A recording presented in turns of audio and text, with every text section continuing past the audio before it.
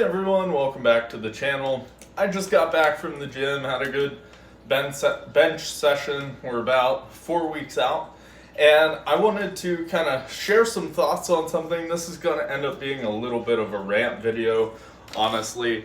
It was inspired by a conversation I had at the gym. It was with a younger guy. He's newer to the gym and putting in some good work. He was telling me about how it was his 1 year anniversary of being serious in the gym. And I was telling him, like, man, that's awesome.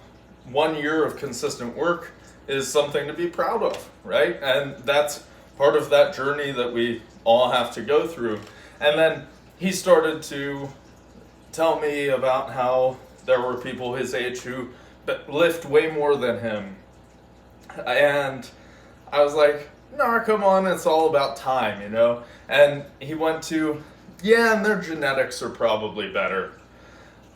And that's where I get hung up. And I told him, I was like, no, don't think about that at all. Genetics are not something that you can control in this game. The only thing ultimately that you can control is how much effort and time that you put in. Genetics kind of take care of themselves. So that led me to this idea of this video, where I want to talk about how relevant, or rather irrelevant, I think genetics are.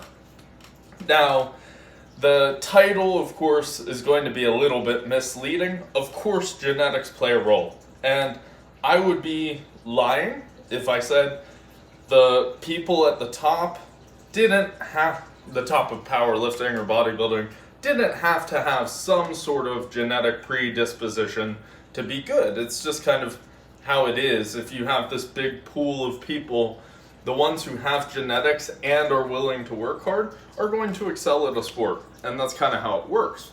But as a lifter, you cannot focus on genetics. And there's kind of two sides to the coin.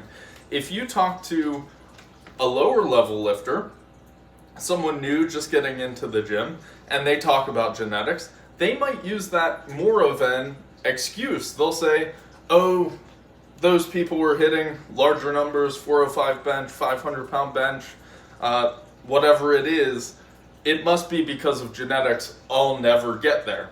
And it sets the ceiling for their own performance.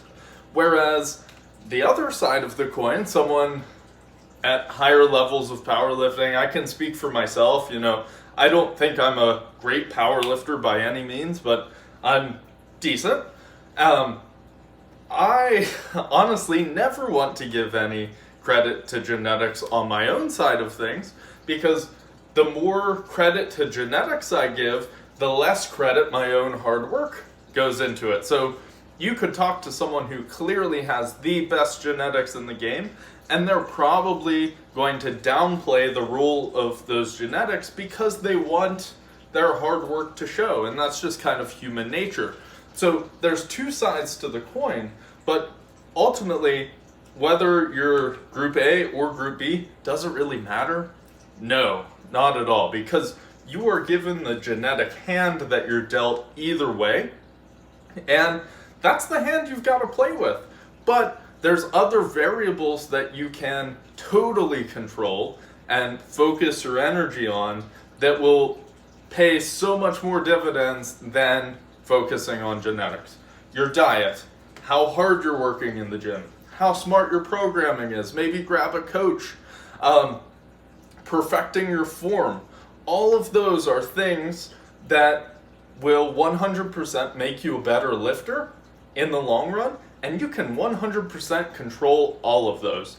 And I guarantee you that if someone has great genetics and they don't perfect those other four things, right? Someone who perfected those four things and has mediocre genetics will probably beat that lifter. Of course, if you get someone who has the genetics and also does those other four things, then they are going to be a force to be reckoned with, and that's how you end up with freaks in powerlifting and bodybuilding, and that's part of the game. But otherwise, you can't think about it. I try not to think about it. honestly, one of my main philosophies is never to set a ceiling for myself. Getting into powerlifting, who knows, maybe I thought a 2,000 pound total would not have been possible naturally if I were to put ceilings. I've obviously gotten there naturally, and to me, I don't see why 1,000 kilo, 2,200 pound total isn't possible naturally with enough time, as I said to that guy in the gym. Okay, so that about wraps it up for me. Let me know down below what you all think on the genetics front. Thanks for listening so far. Please like and subscribe if you haven't, and until next time, happy lifting.